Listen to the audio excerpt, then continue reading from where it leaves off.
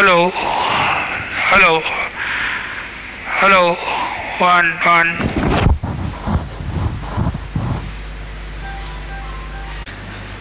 हाँ बेटा, ray optics में अपन रिफ्रैक्शन पढ़ रहे थे, स्लेब्स की शिफ्टिंग पढ़ी थी अपन ने लास्ट टर्न पे, ठीक है बेटा। तो शिफ्टिंग में अपन ने क्वेश्चन दिया था, मैंने आपको दो क्वेश्चन है ना खुद को करने के लिए, उसमें से एक था ये 35 वाला, इसमें याद है ऑब्जर्वर एक इधर मुंह करके खड़ा हुआ था, ठीक है। ये थोड़ा सा मैंने तुम्हारे लिए डायग्राम बना दिया है, ये ऑब्जर्वर एक इधर मुंह करके खड़ा हुआ है ना, और एक ये इधर, एक स्लेब से पार खड़ा है ये, और एक स्लेब से पहले खड़ा है, दोनों मिरर की तरफ लुकिंग टुवर्ड्स मिरर एम, ठीक है। ये मिरर एम की तरफ देख रहे हैं। अब देखो बेटा 50 सेंटीमीटर दूर ऑब्जेक्ट था और ये स्लेब से पार हुआ, तो स्लेब से शिफ्टिंग कितनी आएगी, तो आपने सोल्व किया होगा, ये म्यू 3/2 दिया है, और ये तो शिफ्टिंग का फॉर्मूला कल लिखा है था स्लेब से एस टी 1 - 1 बाई म्यू, 15 1 - 3/2, तो ये आ गया 5 सेंटीमीटर। और इन द डायरेक्शन ऑफ रे होगी शिफ्टिंग, क्यों, क्योंकि सराउंडिंग रेयर है, तो मैं बोल दूं म्यू सराउंडिंग, ए बेटा जी surrounding is rare, mu surrounding is less than mu slab, तो बोल दूं स्लेब से सराउंडिंग हल्का है, स्लेब भारी है, तो स्लेब भारी है तो इन द डायरेक्शन ऑफ रे शिफ्टिंग होगी, क्लियर है। तो स्लेब भारी है तो रे की डायरेक्शन में शिफ्टिंग होगी 5 सेंटीमीटर की, तो इधर शिफ्ट होगी 5 सेंटीमीटर।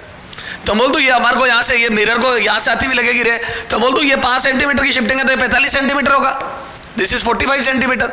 तो बोल दूं ये जो इमेज है इसकी डिस्टेंस मिरर से 45 होगी, तो 45 पीछे इमेज बनेगी है, क्लियर है। अब रे वापस इधर आएगी, तो जब रे इधर आ रही होगी तो फिर से शिफ्टिंग होगी, तो ऑब्जर्वर O1 को तो 45 पीछे है, तो ऑब्जर्वर O1 क्या है, for observer O1 distance of image from mirror is 45 centimetre, mirror से डिस्टेंस 45 होगी, क्लियर है। अब फॉर O2, तो O2 के लिए मैं बोल दूं फिर से शिफ्टिंग होगी, तो मैं बोल दूं ये स्लेब से शिफ्टिंग होगी, इस बार इधर होगी क्योंकि रे यूं जा रही है ये, तो O2 को क्या लगेगा, ये देखो सर बहुत बुरा लगेगा, ए बेटा वो बातें नहीं पूछ रहा हूं मैं, बुरा लगेगा अच्छा लगेगा, तो O2 को लगेगा कि ये यहां से आ रही है ये आई, तो O1 को लगेगा 45 पीछे, और O2 को लगेगा फिर से इधर शिफ्टिंग होगी, ये रे यूं जा रही ना, तो इस डायरेक्शन में शिफ्टिंग होगी, कितनी होगी, तो बोल दो ये 5 सेंटीमीटर फिर से शिफ्ट होगी 5 सेंटीमीटर, क्योंकि T म्यू -1 ये T म्यू -1 तो 5 सेंटीमीटर, तो इधर से इधर शिफ्टिंग होगी 5 सेंटीमीटर, तो बोल दो ये 5 सेंटीमीटर शिफ्टिंग होगी, तो ये 40 रह गई डिस्टेंस ये। तो रे डायग्राम से साफ पता पड़ रहा है कि इधर जाते वक्त 5 की शिफ्टिंग इधर हुई और इधर आते वक्त 5 की शिफ्टिंग इधर हुई, तो बोल दो जाते वक्त 5 उधर शिफ्ट हुई तो 45 से आ रही थी तो इमेज 45 पे बनी, फिर वापस इधर आते वक्त फिर 5 शिफ्ट हुई, तो O2 को लगेगी मिरर से 40 पीछे, O1 को लगेगी मिरर से 45 पीछे। चलो अगला क्वेश्चन ये दिया था 36 मैंने, याद है एक्स दो केस दिए थे, एक तो 21 और एक दिया था 16, 21 और 16 सेंटीमीटर, ठीक है। ऑब्जेक्ट और उनके मिरर के बीच में स्लेब रखी है जिसकी थिकनेस 3 सेंटीमीटर और म्यू 3/2। आ जाओ सॉल्यूशन में, पहले शिफ्टिंग निकालो T1 - 1 बाई म्यू, और होगी किधर, इन द डायरेक्शन ऑफ रे, क्यों, क्योंकि सराउंडिंग हल्का है, तो यहां से T कितना है, स्लेब की थिकनेस 3 सेंटीमीटर, 1 - 1 बाई म्यू 3/2, तो ये आ गया 1 सेंटीमीटर, तो शिफ्टिंग आ गई 1 सेंटीमीटर, कितनी आ गई शिफ्टिंग 1 सेंटीमीटर, तो इस स्लेब से जो शिफ्टिंग होगी वो होगी 1 सेंटीमीटर की, ठीक है। चलो आ जाओ,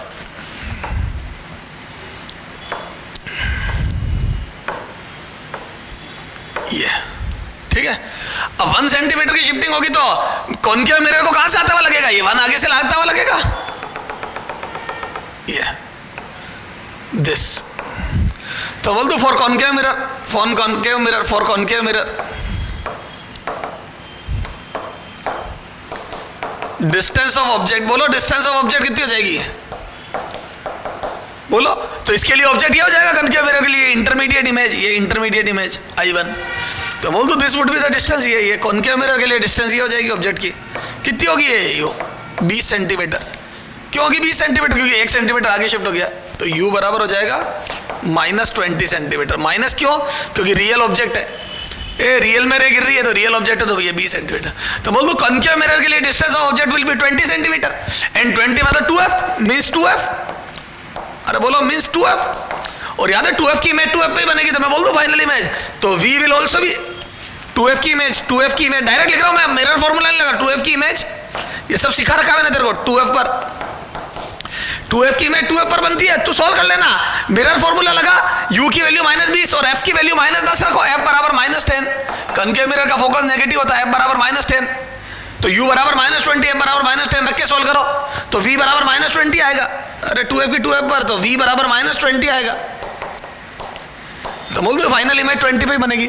तो बच्चा टिक करके आ जाता है final image will be at 20। Final image क्या बनेगी? Final image will be at 20, will be at 20। आया 20 सेंटीमीटर। खुश हो गए बच्चे? गलत है ये। सर क्यों गलत है? खुद ही पढ़ा रहे हो और खुद ही गलत बोल रहे हो। गलत है आंसर। सर क्यों गलत है? अभी तो आगे पिक्चर बाकी है बेटा। वो तो मिरर ने 20 पे बनाई, तो और मिरर ने 20 पे बनाई मतलब मैं बोल दूं सेंटर ऑफ कर्वेचर से रे आ रही है, तो बोल दूं ये रिट्रेस करेगा पाथ। बेटा 20 से आ रही है, याद है? मिरर में इधर एक साइड में एक डायग्राम बना रहा हूं, याद है? कनकेव मिरर के लिए क्या होता है? मैंने रिट्रेस वाले में बताया था तुम्हारे को। ये कनकेव मिरर, अगर सेंटर ऑफ कर्वेचर पे ऑब्जेक्ट रखा हो तो रे जैसे जाती वैसी आ जाती, तभी तो 2f की 2f पे बनती है। तो 2f की 2f पे इसलिए बनती क्योंकि जैसी रे जाती वैसी आ जाती, परपेंडिकुलर गिरती है। तो बोल दो ये रे मिरर पे परपेंडिकुलर गिर रही है, देखो नॉर्मल इंसिडेंट, ये 90 डिग्री पे गिर रही है, तो ये वापस यूं ही आ जाएगी, और ये जब यूं आएगी तो वापस से यूं जाएगी और यूं जाएगी। क्लियर है? तो ये रे इधर शिफ्ट होगी, तो ये रे यूं आएगी तो इस बार इधर शिफ्ट होके और फाइनल इमेज वापस आई पे ही बन जाएगी ये। तो मैं बोल दूं इधर शिफ्टिंग, तो फाइनल इमेज बनाओगे तो मिरर ने जो रिफ्लेक्ट करी है रे को, वो आते वक्त वापस से रे वो होगी शिफ्ट। तो जब मिरर पे गई तब भी शिफ्टिंग हुई और मिरर को भी इस साथ भी लग रही है, फिर मिरर ने जब वापस भेजी तब भी शिफ्टिंग हुई। तो मैं बोल दूं final image will be at 21। Hence या यूं लिखो ray will again, ray will reflected ray, reflected ray will again will be shifted by slab, क्योंकि स्लेब बीच में आ रही है, ठीक है ना? in the direction of ray, है ना? hence final image will be at a distance 21 centimetre from mirror. समझ गए? नॉट 20। 20 तेरे दिमाग में आएगा पर 20 नहीं होगा। कितना होगा? 21 सेंटीमीटर। तो फाइनली में 21 पे बनेगी। ये रहा रे डायग्राम, देख जाते वक्त वापस से शिफ्ट होगी, तो ये फाइनल रे ये देखिए, ये जाते वक्त वापस से शिफ्ट होगी। क्लियर है? चलो अब अगर इसको मैं 30 की जगह 16 ले लूँ तो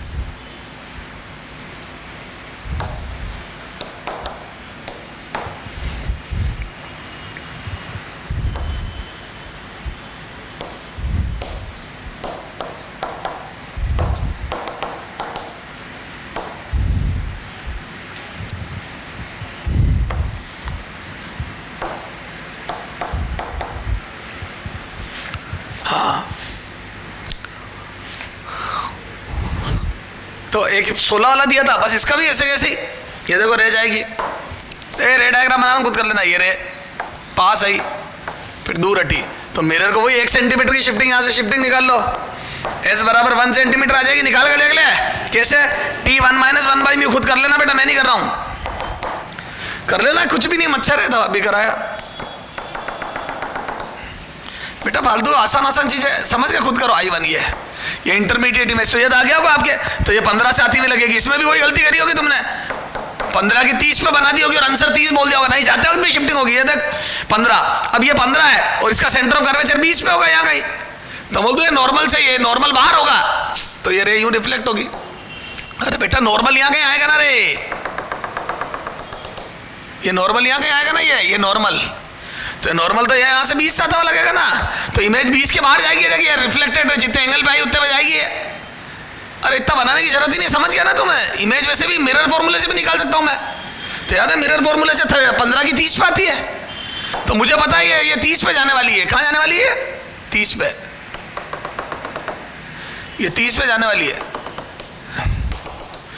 लेकिन क्या होगा बेटा, ये देखो, ये जब रे आएगी तो मैं बोल दूं ये नॉर्मल से, ये जैसे गिरेगी तो मैं बोल दूं ये नॉर्मल के करीब आएगी थोड़ी, और फिर वापस दूर हटेगी, नॉर्मल के करीब आके फिर दूर हटेगी, तो फिर से शिफ्टिंग होगी एक की, तो ये थोड़ी दूर बनेगी। क्लियर है? अब मैं इतना रे डायग्राम नहीं बना के इधर जाते वक्त की भी शिफ्टिंग ले रहा हूं, तो बोल दूं for mirror u is equal to हो गया -15 सेंटीमीटर, क्योंकि जो 16 पे थी वो शिफ्टेड, ये इसके मिरर को तो 15 से आती भी लगेगी, और f बराबर -10 सेंटीमीटर है ये मिरर का फोकस, -10 क्योंकि कनकेव मिरर है, और u नेगेटिव क्योंकि रियल ऑब्जेक्ट है, तो v निकाल लो यूजिंग मिरर फॉर्मूला, पर मैं मिरर फॉर्मूला है ना, यूजिंग मिरर फॉर्मूला v, तो मैं बोल दूं v बराबर आ जाएगा -30 सेंटीमीटर। मैंने मिरर फॉर्मूला यूज नहीं करके डायरेक्ट लिख दिया, क्योंकि मैंने जानबूझ के न्यूमेरिकल डेटा वही दिए जो मैं आज तक काम लेता आया हूं। याद है 15 की 30 पे बनती है, पढ़ा चुका हूं मैं तेरे को, तो v बराबर -30 सेंटीमीटर, और जब 30 पे बनेगी तो जाते वक्त when reflected ray will again shift, या will be shifted by slab फिर से शिफ्ट करेगी इसको कितना, तो बोल दो s बराबर 1 centimetre in the direction of रे, और रे इस बार जा किधर रही है, इधर, तो मैं बोल दूं डायरेक्शन ऑफ रे है, तो उल्टी जा रही है तो इधर शिफ्ट होगी, तो बोल दूं final image will be at बोलो कहाँ बनेगी 31 नॉट 31 सेंटीमीटर फ्रॉम मिरर, तो 30 नहीं 31 आएगा, तो मिरर से 31 पे बनेगी इमेज। क्लियर है क्या? तो final image will be formed at 31 centimetre from the mirror. Clear है? तो मिरर से 31 पर बनेगी। समझ में आ गई क्या? बोलो बच्चों। ये तो ये सारी बातें हो गई थी कि ये नोट करो, ये स्लेब से को यूज करके अपन कैसे इमेज बना सकते हैं। ठीक है, तो यूजिंग स्लेब है ना हम, तो ये स्लेब की शिफ्टिंग हो गई बेटा। अब आ जाओ कि कंपोजिट या मल्टीपल स्लेब रखने से क्या होगा, है ना, और ये सारी नॉर्मल शिफ्ट की बातें चलती थी। ठीक है, अब देखो अपन खूब सारी स्लेब रखते हैं जैसे, है ना, ये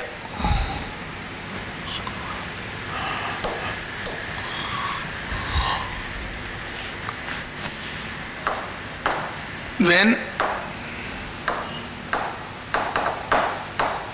multiple slab are placed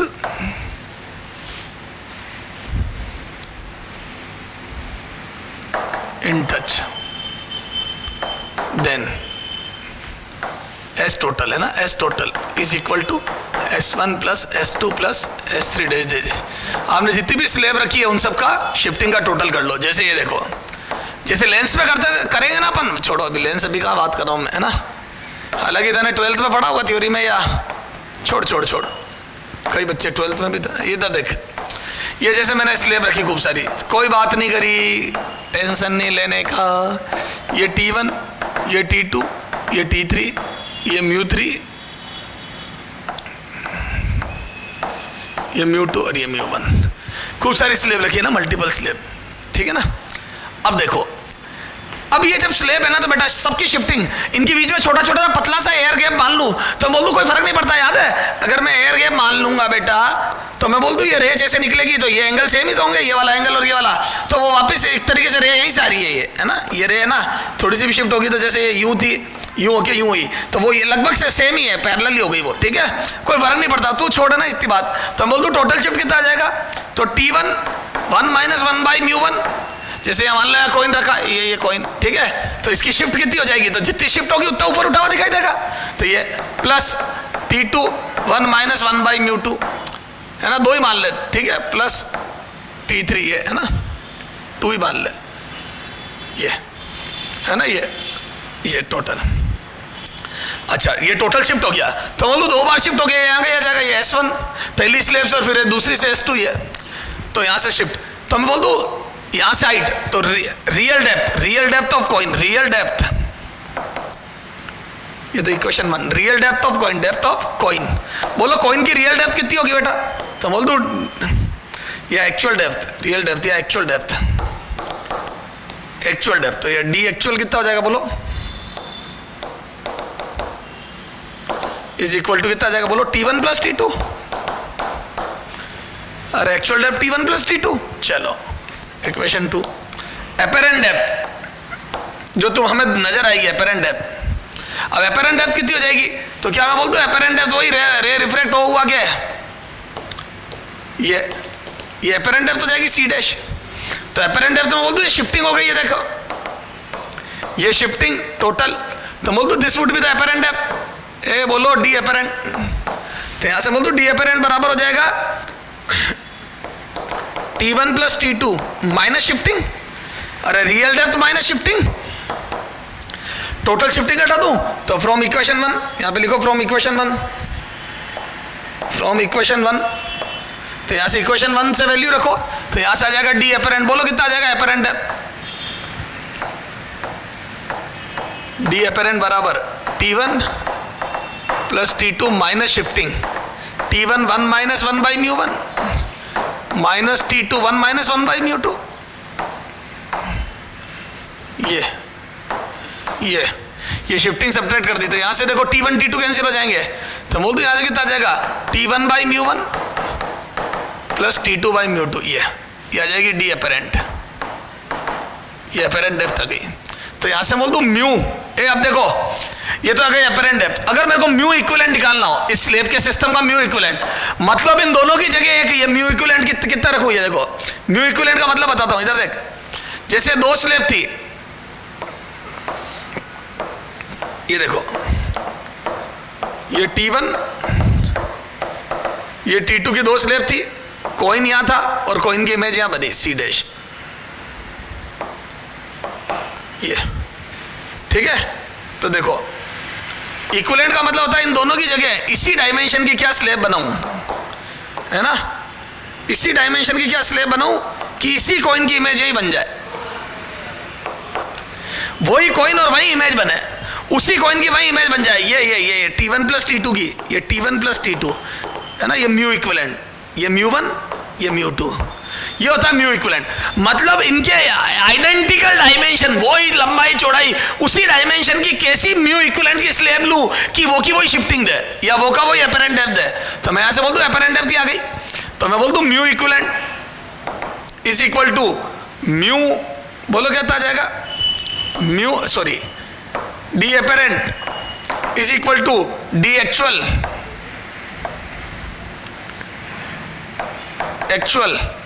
by mu equivalent.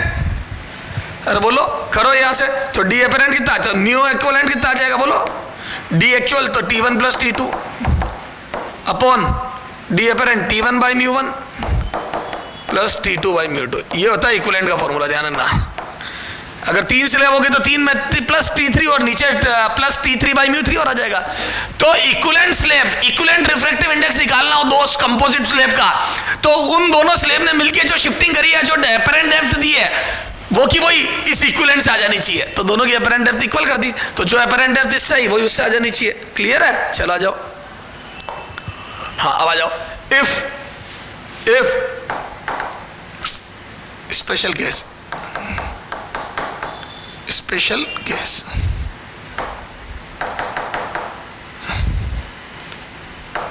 If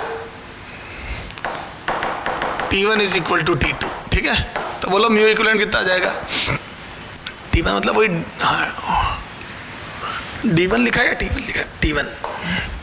if दोनों स्लेब की थिकनेस सेम हो, है ना, T1 is equal to T2, same thickness की दो स्लेब हो, तो बोल दो T plus T upon T by mu 1 plus T by mu 2।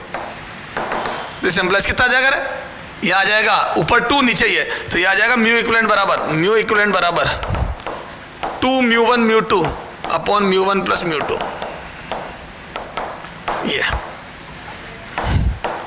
ये आ जाएगा म्यू इक्विवेलेंट। तो दो स्लेब अगर सेम थिकनेस की और पास रखी हो तो उनका म्यू इक्विवेलेंट ही आता है, कितना, 2 mu 1 mu 2 upon mu 1 plus mu 2। ये this is the formula. Clear है, अगला देखो सेकेंड, ठीक है, अगर 3 स्लेब रख दूं, if T1 equal to T2 equal to T3, then mu equivalent कितना आ जाएगा बोलो, म्यू इक्विवेलेंट, तो आ जाएगा ये कितना, ऊपर 3t, sorry t plus t upon t upon μ1 plus t upon μ2 plus t upon μ3, ठीक है। तो यहाँ से कितना आ जाएगा बोलो, mu equivalent is equal to, बोलो 3 μ1 μ2 μ3 अपॉन यहाँ पे आ जाएगा μ1 μ2 प्लस μ2 μ3 प्लस μ3 μ1, ये दीज आर द फॉर्मूला। तो जब कंपोजिट स्लेब हो तो उनकी एक सिंगल स्लेब बनाना भी आ गई मेरे को। अगर कोई कंपोजिट स्लेब या स्लेब का कॉम्बिनेशन रखा तो उसकी इक्विवेलेंट स्लेब बना सकता हूं मैं। क्या बना सकता हूं बेटा, इक्विवेलेंट। और या फिर उनकी अलग अलग शिफ्टिंग निकाल के ऐड कर सकता हूं। टोटल शिफ्टिंग ये होती है, total shifting is given by individual shifting का टोटल। ये क्लियर है। आप चाहो जैसे कर लो, चाहे तो इक्विवेलेंट बना लो और चाहे सबकी अलग अलग निकाल के ऐड कर दो, ठीक है। These are the system of composite slab, ठीक है। क्वेश्चन करा दो सर, 36 तक हो गया था, आवाजा 37, ठीक है। ये देखो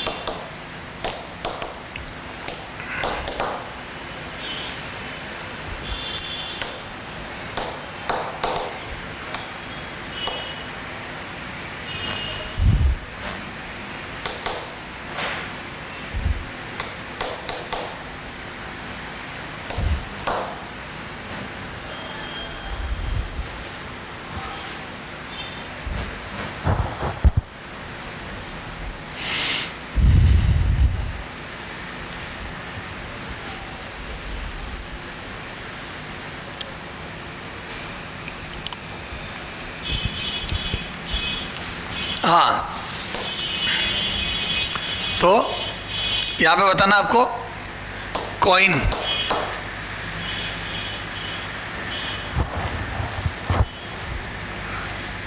सी की एपेरेंट डेप्थ की, apparent depth,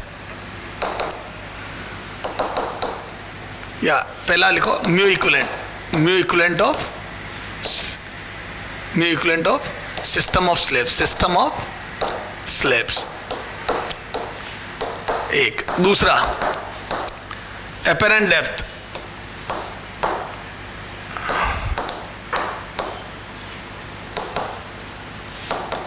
of coin seen by O,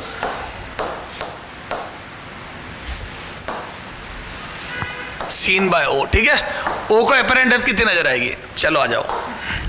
solution, मच्छर सॉल्यूशन, मैं बोल दूं दोनों थिकनेस सेम है, T same, hence a biology, hence mu equivalent is equal to कितना आ जाएगा, 2 μ1 μ2 अपॉन μ1 प्लस μ2। दो स्लेब अगर पास पास में रखी हो तो उनका इक्विवेलेंट नहीं होता ना रे, पीछे देख थ्योरी में।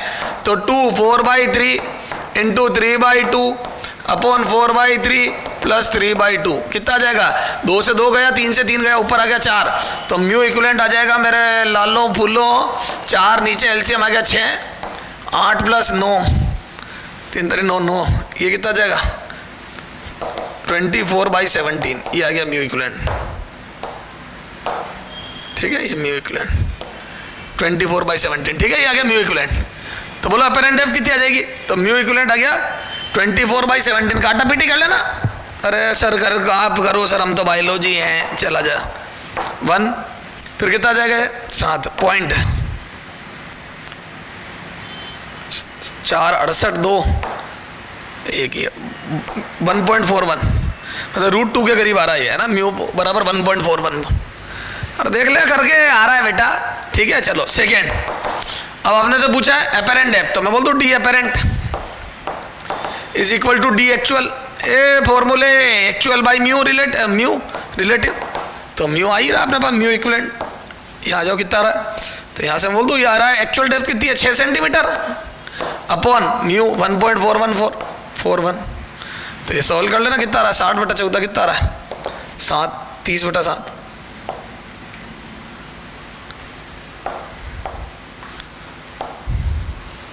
ये आ रहा लगभग 4.3 सेंटीमीटर। ये तो 6 सेंटीमीटर की जगह कोइन मेरे को 4.3 सेंटीमीटर में ही नजर आएगा। ये सी डैश कितना 4.3 सेंटीमीटर। तो मैं बोल दूं ये शिफ्टिंग कितनी नजर आ गई, तो 6 माइनस 1.7 सेंटीमीटर। क्लियर है, इतना शिफ्ट नजर आएगा। This is the shifted image of coin. Sir कर लेंगे सर, ये तो बहुत आसान है। चलो यहाँ पे तो मैंने थिकनेस सेम दे दी थी, थोड़ा आसान था, थोड़ा लेवल बढ़ाते क्वेश्चन का। सर हमें पता है आपका नहीं 38। चलो आ जाओ क्वेश्चन का लेवल बढ़ाते हैं। ये देख बेटा, अब मैं अगर मान लो तेरे को इक्वल नहीं देगा, अनइक्वल दे दूं, ये ले 4 सेंटीमीटर 6 सेंटीमीटर, ये ले अलग अलग दे दी। ये 3/2 μ2 3/2, ये T2, दिस इज T1, दो अलग अलग थिकनेस है। हालांकि ऐसे क्वेश्चन अपन ने पहले करे हैं 4/3। ये रहा कोइन, ये यहाँ टच में रख दिया है कोइन, ठीक है। ये यहाँ से मैं देख रहा हूँ, ये रहा मैं ऑब्जर्वर O। तो first mu equivalent of system of slab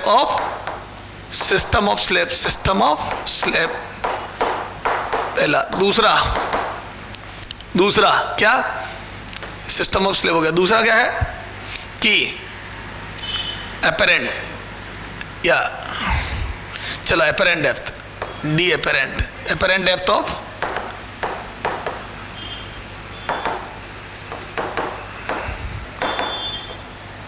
apparent depth of coin. Coin की एक्चुअल डेप्थ अलग है ना। चलो आ जाओ सॉल्यूशन देख बेटा। अब ये लफड़ा ये हो गया कि सॉल्यूशन, तो मैं बोल दूं म्यू इक्विवेलेंट का जनरलाइज फॉर्मूला था T1 + T2 upon T1 by. अब बच्चा इतना वो शॉर्टकट यूज करता है कि ये फॉर्मूला ही भूल जाता है। ये पता होना चाहिए तेरे को, वहां पे T इक्वल करा था तो 2μ1 μ2 अपॉन μ1 + μ2 आया था। ये देख T इक्वल करे थे अपन ने यहाँ, या T दोनों सेम करे थे। ये देख, ये स्पेशल केस था, एक्चुअल फॉर्मूला तो ये था। क्लियर है क्या? तो ये एक्चुअल फॉर्मूला याद होना चाहिए आपको। हालांकि अपन बेसिक से भी कर सकते हैं। देखो बेटा, फॉर्मूला नहीं भी याद है तो घबराना मत, कुछ मत कर। इसको दोनों को एयर में मान के इसकी शिफ्टिंग अलग निकाल ले, उसकी अलग निकाल ले।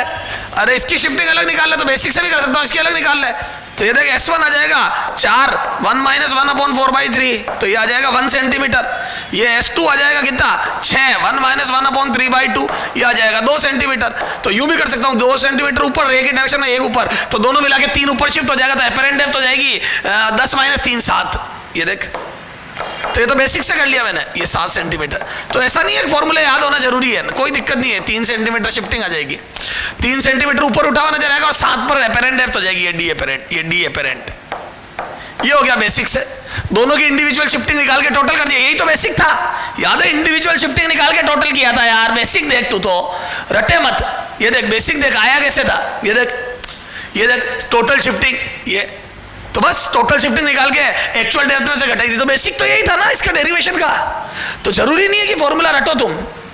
तो सर ठीक है, फॉर्मूला याद होगा तो फॉर्मूला, और अगर फॉर्मूला याद है तो देख ले यही आंसर आएगा। कितना आया था तेरा? 3 सेंटीमीटर शिफ्ट आई थी। देख करके बताता हूँ। पहले तो म्यू इक्विवेलेंट निकालता हूँ। तो T1 + T2 6 centimetre + 4 centimetre upon T1/μ1, तो ये आ जाएगा 4 सेंटीमीटर। T1/μ1 ये सब हटाए यूनिट, 6 + 4 अपॉन T1/μ1, T1 आ जाएगा 4 अपॉन 4/3 प्लस 6 अपॉन 3/2।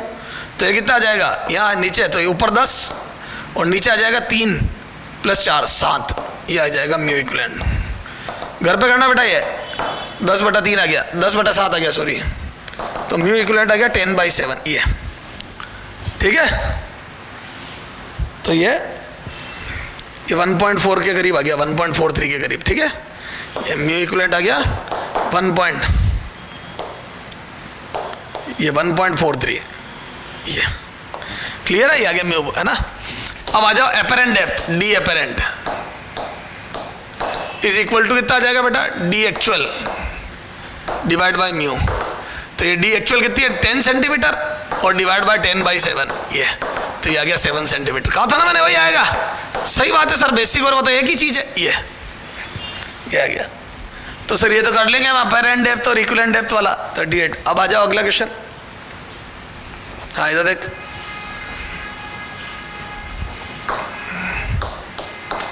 तीन रख देते अपन। ये ले,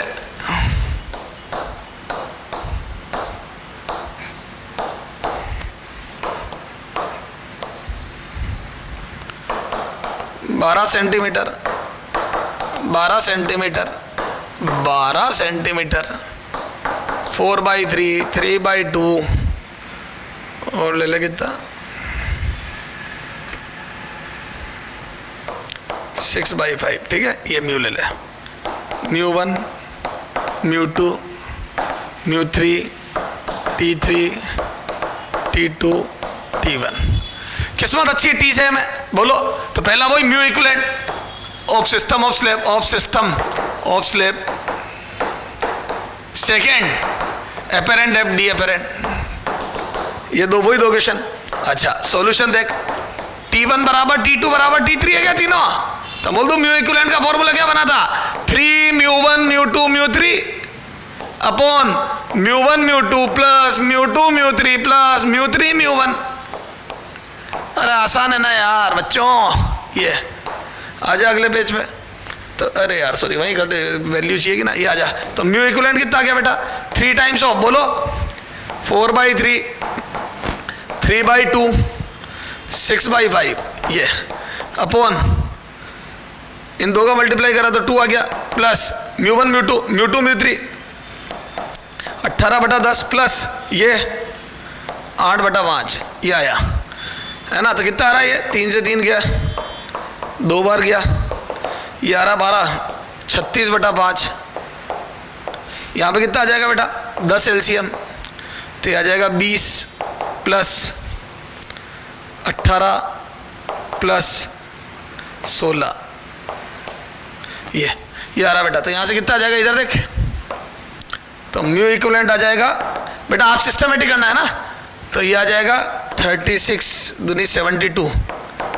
ए बेटा ये 5 से कटा 2 बार और ये 2 ऊपर आ गया तो 72 और ये 20 30 40 50 54 54। तो ये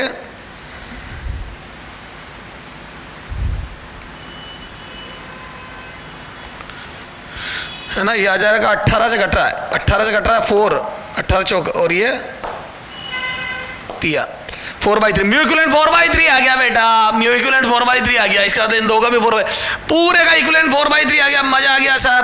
तो बोल दो ये इक्विवेलेंट स्लैब 4/3 की बन गई, 4/3 की बन गई। और ये 36 सेंटीमीटर की स्लैब है, 36 सेंटीमीटर और म्यू इक्विवेलेंट 4/3।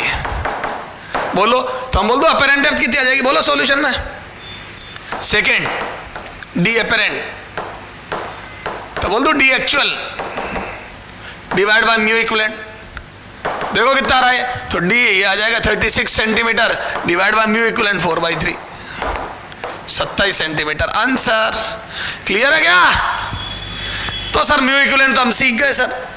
बोलो बच्चों, ये एक क्वेश्चन आप कीजिए।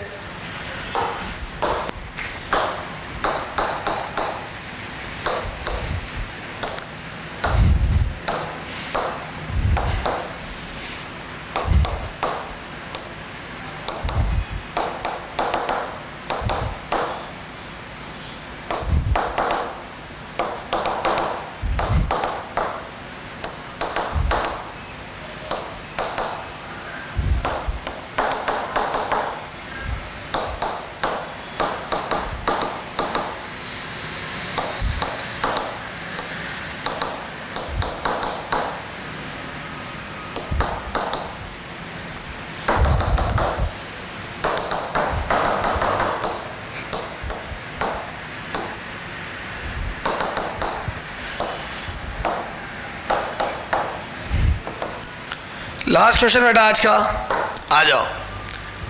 क्या है म्यू इक्विवेलेंट। इस बार स्लेब की थिकनेस अलग अलग है, देखो ये कोई बात नहीं सर, हमारे को सब आता है सर।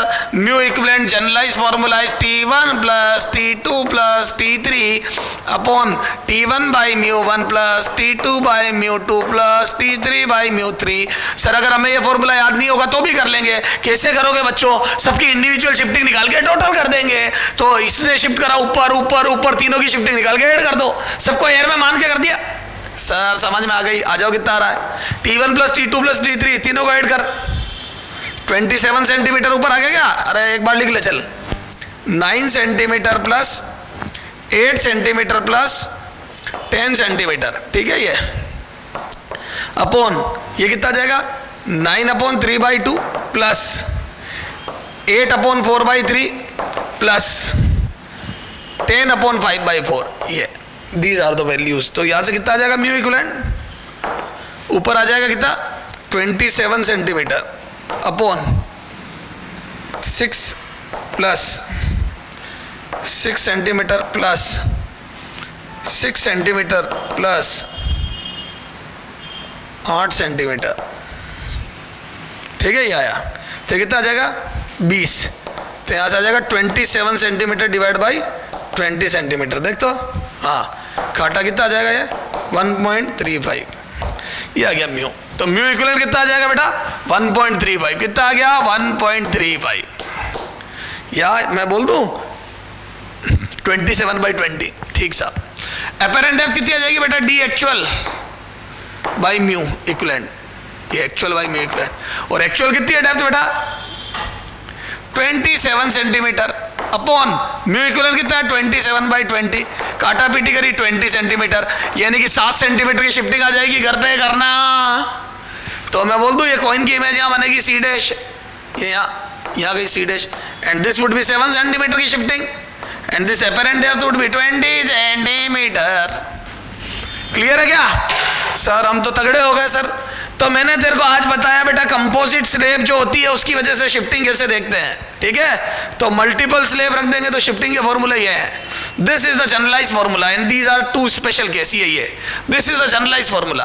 ठीक है, और ये स्पेशल केस है T1 T2 इक्वल हो और 2 स्लैब हो, T1 T2 T3 इक्वल हो 3 स्लैब हो, ऐसे 4 हो। कर लोगे? Yes sir. हाँ बेटा, अपन रे ऑप्टिक्स पढ़ रहे थे। रे ऑप्टिक्स में अपने रिफ्रैक्शन चल रहा था।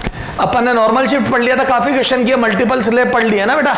खूब सारी स्लैब रखी हो तो, और स्लैब मिरर पढ़ लिया। खूब सारी स्लैब रखी हो तो उनको एयर में मान के इक्विवेलेंट म्यू बता दिया। क्या होता है इक्विवेलेंट म्यू? बोलो।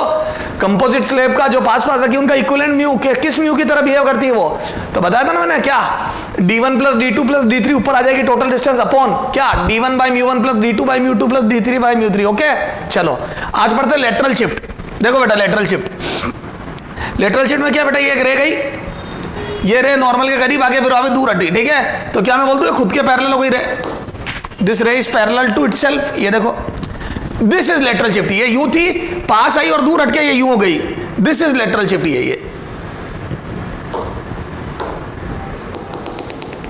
ये this is this lateral shift D. ये लेटरल शिफ्ट है। ठीक है, तो इस लेटरल शिफ्ट की जो वैल्यू है वो, तो मैं यहां से बोल दूं बेटा ये एंगल देखो, थोड़ा सा एंगलों में गेम है, थोड़ा सा कैलकुलेशन है, और ये कम इंपॉर्टेंट है। ये लेटरल शिफ्ट बहुत बहुत कम इंपॉर्टेंट, बहुत रेयर चांस है कोई पूछे, लेकिन ठीक है मेरा फर्ज है पढ़ाना, मैं पढ़ा देता हूं आपको, है ना। पर आप जब रिवीजन करो तो इसको कम इंपॉर्टेंस देना, है ना। ये आई, ये एंगल आर, ये आर, ये आई। क्या मैं बोल दूं दिस इज अपोजिट, ये देखो ये अपोजिट एंगल है आई, तो मैं बोल दूं this angle would be I minus R. ये देख this angle this would be, ये आई है अपोजिट एंगल आई है आर, तो ये आई माइनस आर कर दूं या this angle is I minus R. और इस ट्राइंगल से मैं बोल दूं ये डी, मुझे डी निकालना है, मैं वहीं तो कंसंट्रेट करूंगा। तो डी बराबर BC, दिस BC लाइन, ये लाइन अंदर वाली BC, और ये वाला एंगल आई माइनस आर, और ये परपेंडिकुलर है यहाँ। तो मैं बोल दूं ये इसका कोस कंपोनेंट तो होगा और साइन ही होगा, तो बोल दूं BC cos I minus R. क्या गलती करी मैंने, सॉरी साइन, क्या कर रहा हूं मैं, कोस तो ये होगा ना, ये साइन होगा ना, साइन आई माइनस आर। यहां स्टार लगा दो, from triangle star, from triangle star. ठीक है, ये स्टार वाले ट्राइंगल से बताया मैंने, ये तो ये BC का कोस कंपोनेंट है, ये साइन कंपोनेंट है ये। अब मेरे को BC नॉन थोड़ी है, मेरे को ये BC लेंथ थोड़ी, मुझे तो स्लेब की थिकनेस पता है, तो बोल दो यहां से भी एक रिलेशन बन जाएगा। देखो this is the thickness of slab T, ये स्लेब थिकनेस T हो गई है, ये है ना, और ये BC, तो बोल दो this is BC cos R. तो वैसे बोल दो BC cos R, BC cos R is equal to T, this BC cos R is equal to T। तो यहां से BC बराबर कितना आ जाएगा बोलो, T अपॉन कोस R। ये तो ये जो BC हो जाएगा, ये BC ये हो जाएगा T अपॉन कोस R। ये याद रख दो, put in equation 1, put it in equation 1 रखो, इक्वेशन 1 में तो यहाँ से डी कितना आ जाएगा बोलो, बीसी की वैल्यू रख दो टी अपॉन कोस आर, तो T sine I minus R upon cos R.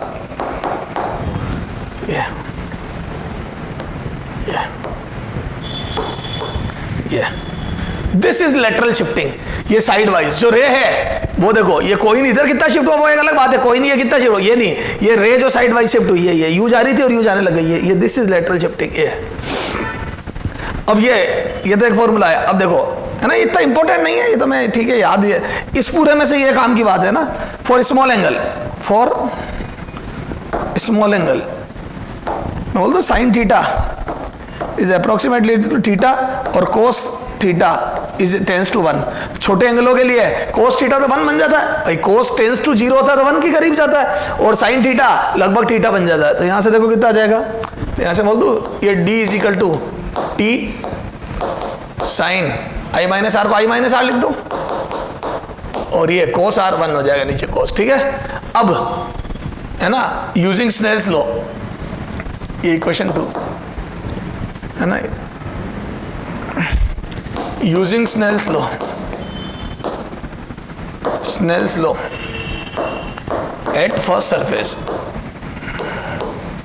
तो यहां से बोल दो क्या, साइन आई या I is equal to mu are,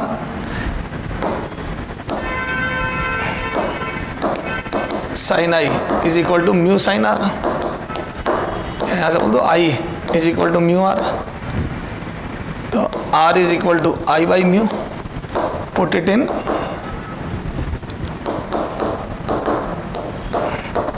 equation 1 2, ये 2 रखो तो कितना आ जाएगा, डी बराबर यहां से टी कॉमन लिया आई, और आर की जगह आई बाई म्यू लिख दूं, यहां से कितना आ गया बेटा, डी इज इक्वल टू आई बार ले रहा हूं, या लिख दूं टी 1 माइनस 1 बाई म्यू।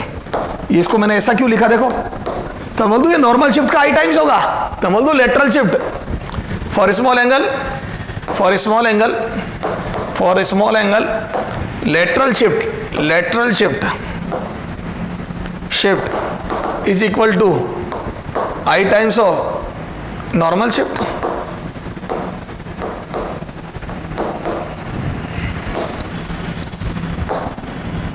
तो lateral shift is equal to I times of normal shift. अरे बोलो, तो बोल दो नॉर्मल शिफ्ट का आई टाइम्स हो जाएगा लेटरल शिफ्ट, मतलब एंगल ऑफ इंसिडेंस टाइम्स हो जाएगा नॉर्मल शिफ्ट। ये एक छोटा सा रिजल्ट है, ये ध्यान रखना। क्लियर है क्या? तो ये थ्योरी थी, कोई मतलब वाली नहीं है, लेकिन नहीं पढ़ाऊंगा तो बोलोगे ये नहीं पढ़ा है वो नहीं पढ़ा है। बाकी मैं तो इसको इंपॉर्टेंस बिल्कुल नहीं देता, किसी काम की थ्योरी नहीं है ना, कहीं काम नहीं आ रही है। क्लियर है बेटा? एक क्वेश्चन है एग्जाम्पल, वो आप ट्राई कर लेना खुद ही, यहाँ लिख देता हूँ, वैसे कोई मतलब तो है नहीं, ठीक है, लिख देता हूँ, कोई दिक्कत नहीं है। एग्जाम्पल 40 तक अपन ने कर लिया था, या 41 एग्जाम्पल, ठीक है। अपने सोल्ड एग्जाम्पल दे रहा हूँ इसका, अपने मॉड्यूल का, ठीक है। देखो,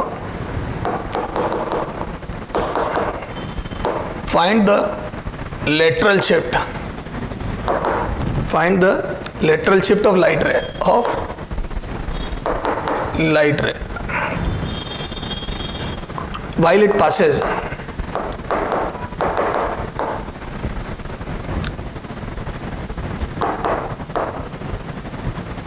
through a parallel slab, parallel glass slab of thickness 10 centimeter placed in air.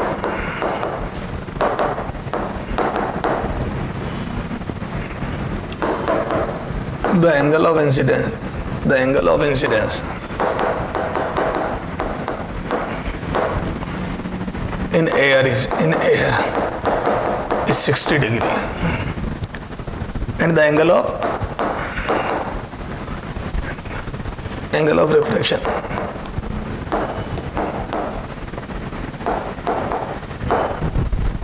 in glass is 45 degree, ठीक है। ये क्वेश्चन है बेटा, है ना। अपने को क्या है, मतलब नहीं है, लेटरल शिफ्ट निकालना है जब लाइट रे 10 सेंटीमीटर मोटी स्लेब से पास हो और एंगल ऑफ इंसिडेंस 60 डिग्री है ना, और एंगल ऑफ रिफ्लेक्शन आर भी दिया है ना। अपने को स्नेल्स लॉ भी इवन नहीं लगाना, ठीक है। ये आ जा,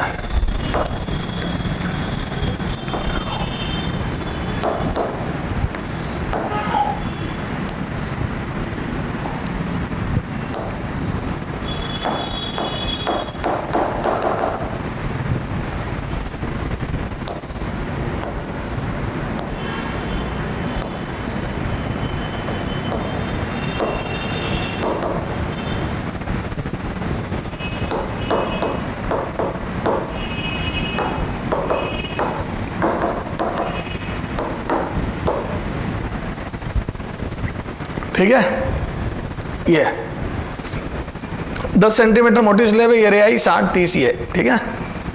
अब यहां से देखो बेटा, ये अपने को क्या निकालना है, अपने को निकालना लेटरल शिफ्ट है ना, ये जब बाहर आई वापस लेटरल शिफ्ट कितना हुआ, ये शिफ्टिंग, ये दिस इज लेटरल शिफ्ट, ये निकालना। तो बोलो क्या फॉर्मूला था, D is equal to I sine I minus R, नहीं T sine I minus R upon cos R. Sir आप नहीं, I times of normal shift, वो तो स्मॉल एंगल के लिए था, ये तो एंगल बहुत बड़ा है 60 डिग्री, तो वो फॉर्मूला नहीं लगेगा। तो यहां पे लिख दो 10 सेंटीमीटर स्लेब की thickness, sine I minus R, अंदर वाला 45 आर और आई 60, तो 60 माइनस 45 अपॉन कोस आर कितना है 45 डिग्री, ये। तो यहां से कितना आ जाएगा बेटा, कोस 45 रूट 2, तो ये आ जाएगा 10 रूट 2 साइन 15 डिग्री, है ना, ये। और ये आंसर है सेंटीमीटर में, ठीक है। ये this would be the lateral shift, ये क्लियर है। साइन 15 की वैल्यू रख देना खुद निकाल के, क्या निकाल लोगे ना, 1 माइनस कोस 30 डिवाइड बाई 2 का रूट अंडर कर लेना। वो उसमें मेरा इंटरेस्ट उसमें नहीं, मेरा इंटरेस्ट तो ये फॉर्मूला, ये कैसे यूज आया है वो देखो आप, ये फॉर्मूला क्लियर है क्या। तो कोई इंपॉर्टेंट बात नहीं है, दिस इज लेटरल शिफ्ट, ये इसको बोलते हैं लेटरल शिफ्ट, क्लियर है सर, ये तो बात समझ में आ गई। अब देखो बेटा, अपन ने सारी बातें पढ़ ली है ना, मल्टीपल वो भी देख लिए, अब अपन इनके एप्लीकेशन देखते हैं ना। देखो बेटा, इन सब के प्रैक्टिकल यूज, ये उससे पहले प्रिज्म पढ़ा दूं, चल देख ही लो, चलो सुनना। अब देखो,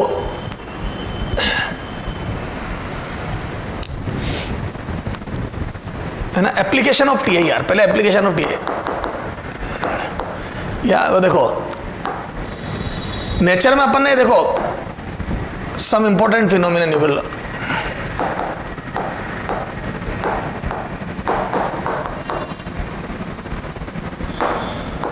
some important phenomenon related to refraction and TIR, ठीक है।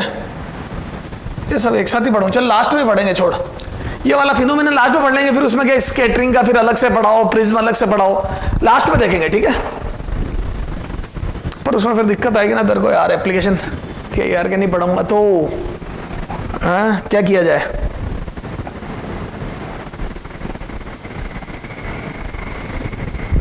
अब भी पढ़ाना पड़ेगा यार, नहीं तो दिक्कत आ जाएगी तुम्हारे को उसमें। चलो अभी पढ़ो फिर, ये देखो, चला जा कॉइन का ऊपर देखो, कॉइन ऊपर उठा हुआ क्यों दिखाई देता है, अब जैसे सुनना, फर्स्ट कॉइन का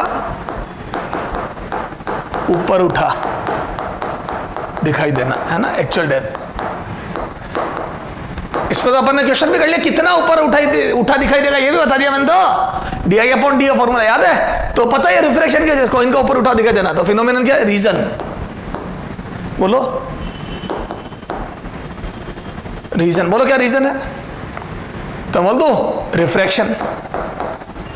तो वो आपके ऑब्जेक्टिव में कैसे, आपको रामायण तो पूछेगा नहीं, 12th का एग्जाम तो दे नहीं रहे है ना, तो अगर कंपटीशन दे रहे हो नीट, तो सिर्फ फिनोमिनन पूछता, किस फिनोमिनन की वजह से ऐसा हो रहा है, तो ड्यू टू रिफ्रैक्शन। तो रीजन क्या बेटा, रिफ्रैक्शन। अब हो क्या रहा है देखो, तो बहुत आसान है, कॉइन का ऊपर उठा हुआ दिखाई देना, ये तो खूब कर लिया अपन ने, कोई जरूरत ही नहीं है ना। तो बोल दो ये रह गई, ये रहा कॉइन, है ना, यहां से रह गई, ये अवे फ्रॉम द नॉर्मल हो गई, ठीक है। तो ये कॉइन यहां से, तो कॉइन नहीं, अपना कॉइन की इमेज नजर आएगी, ये सी डैश, ये तो एक्चुअल में कॉइन ये रहा, ये उसकी इमेज है सी डैश, ये तो ये कॉइन ऊपर उठा हुआ नजर आ गया, ये तो कॉइन का ऊपर उठा हुआ नजर आना, ठीक है।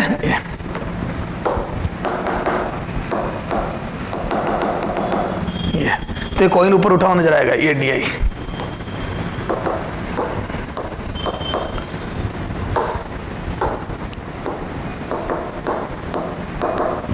ये डिस्टेंस ऑफ इमेज, ये डिस्टेंस ऑफ ऑब्जेक्ट, ये distance of object, distance of image, ये कॉइन का ऊपर उठा हुआ नजर आना, क्लियर है। ये अपरेंट डेप्थ, तो बोल दो कॉइन का, तो ड्यू टू रिफ्रैक्शन, तो ये रिफ्रैक्शन की वजह से कॉइन थोड़ा ऊपर उठा हुआ नजर आता है ना। ट्विंकलिंग ऑफ स्टार, बस ये रीजन लिख रहा हूं, जो काम आएगी बातें वही लिख रहा हूं बेटा। ट्विंकलिंग ऑफ स्टार्स, ठीक है भाई, ट्विंकल ट्विंकल लिटिल स्टार, तो वो ट्विंकल ट्विंकल क्या, इधर देख, सुनना ध्यान से हो, पहले मैं थोड़ा समझाता हूं। जैसे मान लो स्टार यहाँ है ना, अब एक्चुअल में स्टार पे स्टार कुछ है, ये जैसे क्या है, एक लाइट एमिटिंग बॉडी है, सेल्फ इल्यूमिनेस सोर्स है ये, है ना। ये स्टार क्या, किसको बोलते हैं star? Sun is also star. Star वो होते हैं जो खुद लाइट प्रोड्यूस करे, तो ये लाइट प्रोड्यूस कर रहा है, ये एक फिक्स जगह है। अरे ये गैसियस बॉल है जो खुद लाइट प्रोड्यूस, जैसे सन है, तो सन हाइड्रोजन हीलियम से भरा गैस का एक भंडार है जो बहुत हाई टेम्परेचर पे है, वहां पे वो फ्यूजन वगैरह से हीट रिलीज हो रही है, ठीक है। तो हम लोग यहाँ से लाइट निकलती है, तो क्या ऐसे सीधी सीधी आंखें मेरी आंख में गिर जाती है? सवाल ही पैदा नहीं होता। अगर ऐसे सीधे सीधे आंखें मेरी आंख में गिर रही होती तो मुझे ये एक ही जगह पर अपीयर होता है। जैसे सन है, सन से इतनी सारी रे निकल रही है कि वो रिफ्रेक्शन मैटर नहीं कर रहा। क्यों? क्योंकि इतनी इनफाइनाइट मल्टीपल रेज, इसलिए वो एक जगह नजर आ रहा है। समझ गए?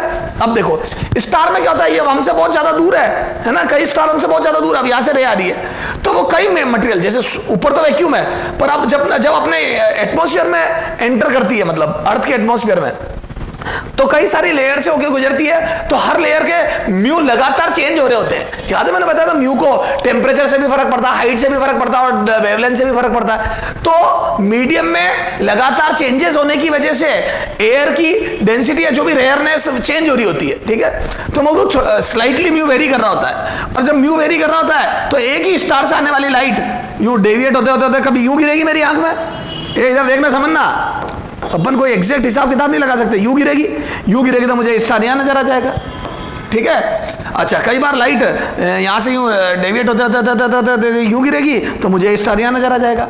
तो बोल दो स्टार अपनी पोजीशन बदल रहा है, मतलब वो है वही, मुझे ऐसा अपीयर हो रहा है। तो स्टार कभी यहाँ नजर आता है आसमान में, कभी यहाँ नजर आता है, कभी यहाँ नजर, तो ड्यू टू रिफ्लेक्शन। तो मैं इतनी रामायण नहीं कर रहा हूं। तो यहाँ पे ट्विंकलिंग ऑफ स्टार का रीजन क्या है? स्टार अपनी पोजीशन चेंज नहीं करता है, हमें ऐसा लगता है। तो बोल दो रीजन क्या है? रीजन क्या बेटा? Due to refraction. Due to reason is refraction, reason is refraction, again refraction. अच्छा, इसका एक प्रैक्टिकल एग्जांपल बताऊं तुम्हारे को, देख बताता हूं, जो तुमने देखा है ना, उससे तेरा समझ में आएगी ये ट्विंकलिंग ऑफ स्टार। सुनना, याद है अपन है ना सर्दी के दिनों में बहुत सारी शादी ब्याह होते हैं, सर्दी के दिनों में मान लो कहीं पे वेडिंग हो रही है, अपने को वहां पे इनविटेशन मिला है ना, फोकट में नहीं हो, इनविटेशन मिला, हम वहां पे उस वेडिंग में खाना खाने गए। तो आपने देखा होगा शादी, जब सर्दियों में शादियां हो रही होती है और उसमें वेडिंग में अपने को इनविटेशन मिला, तो आपने देखा होगा वहां पे सबसे ज्यादा मतलब सर्दी के हिसाब से जो मेनू होता है उसमें दूध जलेबी या मतलब जो भी वोटेवर गर्म सूप वगैरह, तो दूध जलेबी मानते हैं अपन। तो याद है दूध का एक बहुत बड़ा कड़ा पड़ा होता है, उसके अंदर दूध बन रहा होता है ना, और फिर वो दूध उसमें सिकोरों में दूध देते हैं, समझ देगा। तो वो जो अपन कई बार क्या होता है, अपन जैसे अपने घर की शादी अपन वहां खड़े हैं देख रहे हैं, तो याद है एक बहुत बड़ा भट्टा लगता है, उसके अंदर बहुत सारे वो लकड़ी वगैरह डाल के उसमें आग लगाते हैं, है ना, उसके ऊपर कढ़ाई रख के और दूध गर्म करते हैं। तो बोलते हो जब लकड़ी का भट्टा रखा होता है तो आप देखते हैं उसमें सर्दी के दिनों में, आपको पता है, तो उधर एक आदमी खड़ा है और यहाँ पे मतलब वो भट्टा चल रहा है, उसके ऊपर वो आग निकल रही है। तो आपने देखा होगा उसके ऊपर जो वो लपटे सी वो दिखती है, मतलब एक होता है ना, एक अजीब सा वो हिलता हुआ एनवायरमेंट दिखता है। तो आपने देखा होगा उस तरफ जो आदमी खड़ा है वो थोड़ा सा आपको लहराता हुआ दिखेगा। याद है जो लोग आग के उस तरफ खड़े होते हैं वो थोड़े से लहराते हुए दिखते हैं अपने को, वो एक्चुअल में लहरा थोड़ी रहे। तो मैं बताता हूँ क्या फिनोमिनन हो रहा है। इधर देख, जैसे ये वो भट्टा है आग का, ठीक है, अब इसके ऊपर जो मीडियम है वो गर्मी की वजह से फैल गया है, यहाँ पे टेम्परेचर हाई होगा, तो बोल दूं इस वाले मीडियम का म्यू अलग होगा। मैं यहाँ खड़ा हूं और वो भैया यहाँ खड़े हुए हैं जो लहरा रहे जो, है ना, ये मैं यहाँ खड़ा हूं, ये अब इनसे निकलने वाली रे जो मेरे पास आ रही है वो एक स्लैब में से बाहर हो रही है। तो मैं बोल दूं स्लैब में से बाहर हो रही, शिफ्टिंग होगी, मतलब मैं यूं ही बना रहा हूं, ये था ये, तो बोल दूं शिफ्टिंग होगी, तो भैया मुझे यहाँ नजर आएंगे अभी, है ना, वो भैया यहाँ नहीं, यहाँ नजर आएंगे अभी जो म्यू है। फिर मैं बोल दूं यहाँ पे आगे तो टेम्परेचर तो लगातार बदल रहा है इस मीडियम का, तो बोल दूं इसका म्यू कंटिन्यूअसली वेरी करेगा, कंटिन्यूअसली वेरिएबल। तो इसका म्यू जब कंटिन्यूअसली वेरी करेगा तो बोल दूं शिफ्टिंग एस बराबर टी 1 - 1 बाई म्यू, ये भी कंटिन्यूअसली वेरी करेगी। तो इसका म्यू कंटिन्यूअसली वेरी करेगा तो मैं बोल दूं इसकी शिफ्टिंग लगातार वेरी करेगी, और ये शिफ्टिंग लगातार वेरी करेगी तो मैं बोल दूं ये भैया कभी यहाँ नजर आएंगे मेरे को, और कभी मान लो शिफ्टिंग चेंज हो गई तो भैया यहाँ नजर आएंगे। तो बोल दो भैया की पोजीशन लगातार बदलती रहेगी और वो कंटिन्यूअस वेरिएशन होएगा, तो भैया की पोजीशन लगातार बदलेगी अकॉर्डिंग टू म्यू। क्लियर है? तो ऐसा ही ट्विंकलिंग ऑफ स्टार में होता है, जब स्टार से आने वाली रे हम तक पहुंचती है तो डिफरेंट स्लैब जिनके म्यू लगातार बदलते हैं उनसे पार होती है, तो शिफ्टिंग चेंज होती रहती है। तो स्टार की शिफ्टिंग चेंज होने से वो अपने को इधर उधर नजर आता है, समझ गया, लेटरल शिफ्टिंग वगैरह सब चेंज होती है, लेटरल शिफ्टिंग भी चेंज होती है, तो ड्यू टू रिफ्रैक्शन। तो मेन रीजन इज रिफ्रैक्शन। तो ट्विंकलिंग ऑफ स्टार और ये, ठीक है, तो ये तो क्या कॉइन का ऊपर उठा दिखाई देना है ना, ट्विंकलिंग ऑफ स्टार का कारण। अब देखो अब अपन बात करते हैं एक और फिनोमेनन की, टीआईआर की। तो देखो मिराज, मिराज, ठीक है, वो वाली मिराज नहीं। कई बच्चे सोचते हैं मिराज सर एक थोड़ी हमें भी पकड़ा दो, ए तंबाकू, वो मिराज नहीं, मिराज इज ए फिनोमिनन, ठीक है। सर क्या होता है बताता हूं, इधर देखो, हिंदी में बोलते हैं मृग मारीचिका है। देख तेरे को मैं पहले इसको समझाने से पहले एक बात बताता हूं। सर आपने तो यादें ताजा कर दी, मिराज का नाम ले, इधर देख। तो मैं तेरे को एक फिनोमिनन बताता हूं, ये मिराज समझाने से पहले एक्चुअल में तेरे एक चीज नोट करी होगी, कई बार गर्मी के दिनों में, मतलब 2-3 बजे बहुत जबरदस्त गर्मी पड़ रही दिन में, और हम पापा के साथ गाड़ी में कहीं जा रहे हैं, मान लो एक सिटी से दूसरी सिटी में, तो आप हाईवे पे देखते हो जहां पे बिल्कुल ब्लैक रोड होती है, हाईवे पे आपको आगे पानी पानी सा नजर आता है, आगे जो ट्रक चल रही है उसकी इमेज नजर आती है रोड पे, याद है, पानी पानी सा, बाल्टी लेके जाते हैं वहां कुछ नहीं मिलता है, अरे वो पानी होता नहीं, ऐसा लहराता हुआ सा नजर आता है रोड पे, है ना, ऐसे बहुत दूर देखते थे ऐसे, और फिर वो ट्रक जाती है तो ट्रक की इमेज नजर आती है अंदर, ठीक है। वो बताता हूं क्या होता है, this phenomenon is called mirage. वो जो पानी पानी सा नजर आ रहा है ना, वो एक्चुअल में पानी है नहीं, पास जाते तो वो पानी दूर हो जाता है, हम पास पहुंचते वहां कोई पानी नहीं होता, फिर आगे पानी नजर आ रहा था, वो क्या हो रहा था बताता हूं। और इसका नाम मृग मारीचिका हिंदी में क्यों रखा गया है ना, मिराज क्यों रखा गया वो भी बताऊंगा तेरे को। इधर देख, जैसे गाड़ी है ये ठीक है, और हम यहां खड़े,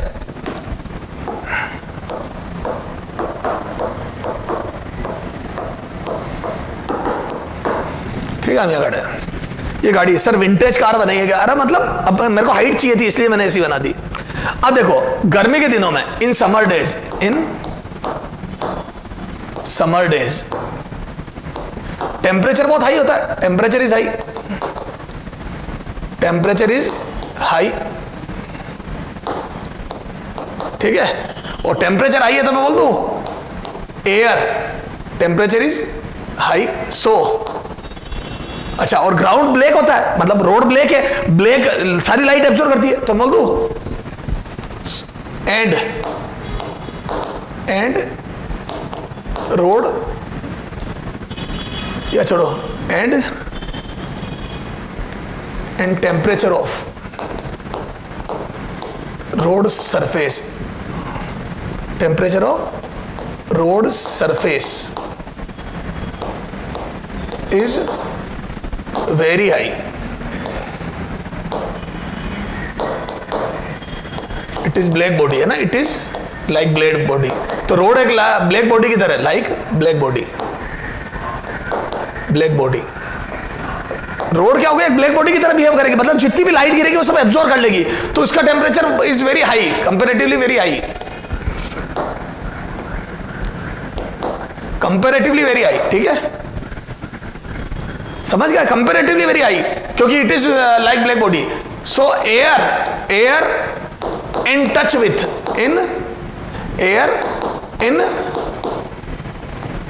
road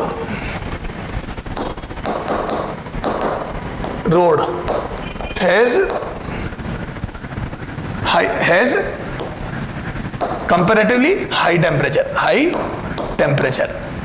so less mu, less value of mu, क्या है, जिसका टेम्परेचर ज्यादा होता है उसका म्यू कम होता है, लेस वैल्यू ऑफ म्यू। तो देखो अब एयर की लेयर बन गई है, देखो ये तो नीचे आने पर एज वी मूव डाउनवर्ड, मैं बोल दूं as we move downward mu decreases, जैसे जैसे हम नीचे आएंगे तो म्यू कम हो रहा है, और म्यू जिधर कम होता है उधर रेयर मीडियम होता है, तो टीआईआर होने के चांस आते हैं, तो बोल दूं जैसे जैसे हम नीचे आ रहे हैं तो म्यू डिक्रीज हो रहा है, अरे बोलो, और जब म्यू डिक्रीज हो रहा है तो ये जब लाइट नीचे आएगी तो ये सीधी नहीं आएगी, सीधी आती तो रोड पे जाके एब्जॉर्ब हो जाती, मेरे को ये इमेज नजर नहीं आती, ये लाइट रे क्या होगा बेटा, दूर हटेगी, तो मैं बोलता हूँ ये रे यूं नहीं आगे यूं आएगी, अरे बोलो, तो ये लाइट रे क्या होगा, एक्चुअली दूर हट जाएगी, यहां से क्या हो जाएगा, एक्चुअली दूर हट जाएगी, तो मैं बोलता हूँ ये लाइट रे अवे फ्रॉम द नॉर्मल होगी, फिर और अवे होगी, और फिर मैं बोल दूं यहाँ पे जब आई ग्रेटर देन थीटा सी होगा तो ये टीआईआर कर जाएगी, बोलो ये, तो बोल दू ये रे लगातार अवे होते होते होते यहाँ पे टीआईआर कर जाएगी,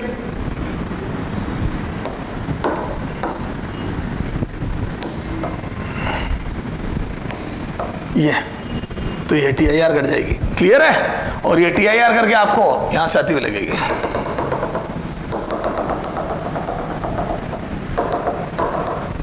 तो एक तरीके तरीके से it will behave like mirror, लेकिन ये रोड पर टकराई नहीं, ध्यान रखना, रे कभी रोड पर टकराई नहीं एक्चुअली, रोड पर टकराने से पहले रिफ्रैक्ट बैक हो गई है। तो this is called total internal reflection. तो मैं बोल दूं ये, तो रे इज मूविंग, रे इज मूविंग, रे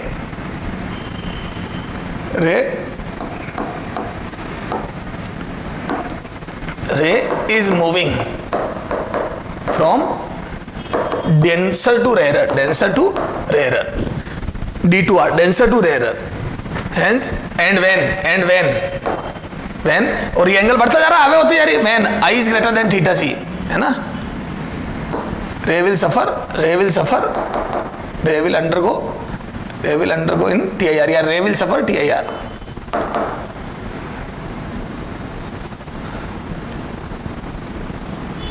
D to R जा रही है ना, there would be TIR, there will be TIR, ठीक है। तो यहाँ TIR लिख दो, ये टोटल इंटरनल। तो मेन फिनोमिनन क्या बेटा, टोटल इंटरनल रिफ्लेक्शन। तो रीजन बिहाइंड इट इज, तो मिराज का रीजन क्या है, तो रीजन क्या है बेटा, बोलो reason TIR, total internal reflection. तो जो TIR मिराज दिखता है उसका रीजन है TIR, टोटल इंटरनल रिफ्लेक्शन। तो रे ग्राउंड पे टकराने से पहले TIR रिफ्लेक्ट बैक हो जाती है, इसीलिए बहुत दूर गाड़ी होती है तो हमें नजर आता है वो, क्यों, क्योंकि वो रे रिफ्लेक्ट बैक होकर मेरी आंख में गिर जाती है ना, ग्राउंड पे टकराने से पहले ही। फिर जैसे ही पास जाते हैं तो फिर वो नजर आना बंद हो जाता है, क्योंकि गाड़ी के पास से रिफ्लेक्शन होगा, क्लियर है, TIR होगा ये। तो मिराज का रीजन क्या है बेटा, TIR। इसी तरीका का उल्टा फिनोमिना होता है, दैट इज कॉल्ड लूमिंग। क्या बोलते हैं उसको, लूमिंग। वो अपने यहाँ नजर नहीं आता है, वो ठंडे प्रदेशों में नजर आता है, जहां पर सर्दी ज्यादा पड़ती है। वहां पे क्या होता है, जब आप समुद्र के, चलो छोड़ो वो अपने इतनी काम की बात नहीं है, क्या बताऊं, हम समुद्र के किनारे खड़े होते हैं, वहां पे क्या होता है, वहां ठंड के कारण झील वगैरह में पानी बहुत ज्यादा ठंडा होता है, तो उसके पास वाली एयर थोड़ी सी डेंस हो जाती है भारी, तो नीचे वाली एयर ज्यादा भारी होती है और ऊपर वाली हल्की होती है, तो ऊपर से रिफ्लेक्ट बैक होकर आती है। तो जो अंदर शिप वगैरह चल रहा होता है वो आसमान में नजर आते हैं, this phenomenon is called looming. यहाँ भी नीचे से TIR हो रहा है, वहां ऊपर से TIR होता है, समझ गए, सोच को इमेजिन करना उसमें, तो उसको उस फिनोमिनन को लूमिंग बोलते हैं। क्या बोलते हैं उसको, लूमिंग। अच्छा वो छोड़, अब अपन बात करते हैं सनसेट और सनराइज होते वक्त। सनसेट और सनराइज होने से पहले और बाद तक नजर आता है, याद है, सनराइज होने से, सर ये तो हमने कभी देखा ही नहीं, उठते ही हम तो 10 बजे, जो जल्दी उठते हैं मॉर्निंग में, सनराइज होने से थोड़ा पहले से, मतलब ओरिजिन से नीचे होने के बावजूद भी वो नजर आने लग जाता है, 5 मिनट पहले ही, 2-4-5 मिनट का डिफरेंस आता है ना। तो advance sunrise and delayed sunset का रीजन क्या है, उसका भी TIR, देख क्या होता है। तो एडवांस सनराइज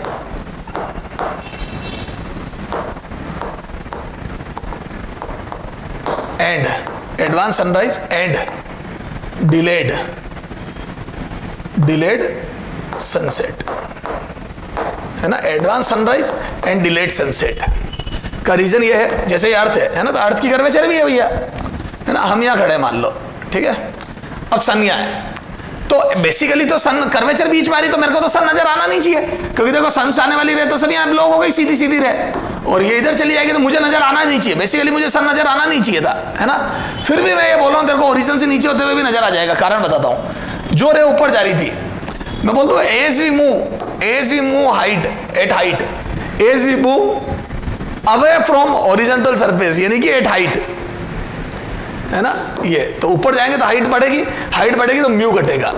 याद है, ऊपर जाने पर मीडियम रेयर हो जाता है, क्योंकि ग्रेविटी की वजह से ज्यादा डेंस नीचे होती है एयर, ऊपर वाली एयर का दबाव पड़ के नीचे वाली एयर ज्यादा डेंस होती है, तो बोल दो ऊपर जाने पर म्यू डिक्रीज हो रहा है, और जैसे ही म्यू डिक्रीज हो रहा है तो वही वाली खूब सारी लेयर है अर्थ की, तो बोल दो ऊपर से डिक्रीज हो रहा है, तो बोल दो जब जैसे I ग्रेटर देन थीटा सी होगा, यहाँ से TIR हो जाएगा, ये रिफ्लेक्ट बैक। ये तो मैंने हालांकि बहुत बड़ा बना दिया, बहुत ऊपर बना दिया, ऐसा नहीं, छोटा सा डेविएशन आता है, उससे ही सन ऊपर नजर आने लग जाता है, ये तो ये हो जाएगा। तो सनराइज होने से पहले नजर आता है, तो advance sunrise and delayed sunset, समझ गया क्या, तो ड्यू टू रिफ्लेक्शन, तो मैं बोल दूं ये भी, सॉरी ड्यू टू TIR, तो मैं बोल दूं यहाँ TIR हो गया, TIR टोटल इंटरनल रिफ्लेक्शन। ये यहाँ ये येलो कलर से कर दिया, जो मेन कंसेप्ट है ना, ये मेन कंसेप्ट है। हाइट पर जाने पर म्यू कम होता है तो ऊपर से TIR हो जाता है, तो रेयर मीडियम में जा रहे होता है, तो रीजन क्या बेटा, TIR, रीजन, तो तेरे ऑब्जेक्टिव में तो रीजन पूछेंगे, TIR टोटल इंटरनल रिफ्लेक्शन, ठीक है। तो advance sunrise and delayed sunset, ये क्लियर है क्या बेटा, सर समझ में आ गई। तो this is the reason, basic reason, ठीक है, चलो, है ना। अब और क्या है, तो TIR के और एप्लीकेशन देखते हैं। ये एडवांस है ना, optical fibre, very very important, ठीक है। ऑप्टिकल फाइबर, ऑप्टिकल फाइबर, एक तो मिराज बहुत इंपॉर्टेंट है ना, और एक ये बहुत very very important, optical fibre is very very very very very important. बेटा यहां से खूब क्वेश्चन आते, ध्यान रखना। ऑप्टिकल फाइबर, थ्योरी, न्यूमेरिकल, सब सब सब सब ऑप्टिकल फाइबर। देखो ऑप्टिकल फाइबर कैसे काम करता है, क्या है इसके पीछे, कौन सा फिनोमेनन इन्वॉल्व है, ये वो। हालांकि TIR पढ़ रहे तो TIR ही होगा, लेकिन फिर भी अपन हर चीज को समझते हैं इसमें।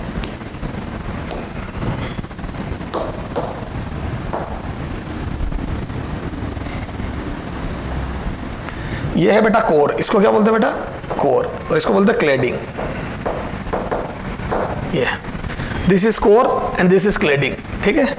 दिस कोर का रिफ्रैक्टिव इंडेक्स μ1 ले लिया मैंने, और ये μ2 है ना। मैं बोलता हूँ कोर का रिफ्रैक्टिव इंडेक्स क्लेडिंग से ज्यादा है, μ1 इज ग्रेटर देन μ2, ठीक है।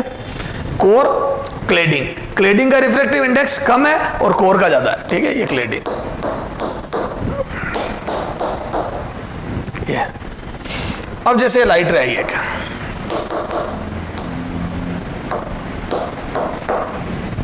एक लाइट रे इस एंगल आई पर इंसिडेंट हो रही है, और ये लाइट रे यहां अंदर आई, ये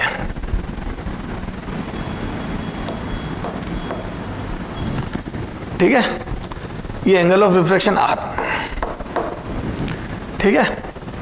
अब देखो ये दोनों सरफेस 90 पे, ध्यान रखना बहुत ध्यान से। ये एक्चुअल में क्या होता है, ये कोर, कोर होता है अंदर वाला, ऑप्टिकल फाइबर के अंदर वाला जो ग्लासियस मटेरियल होता है उसको कोर बोलते हैं, और बाहर की तरफ एक अपन जो सपोर्ट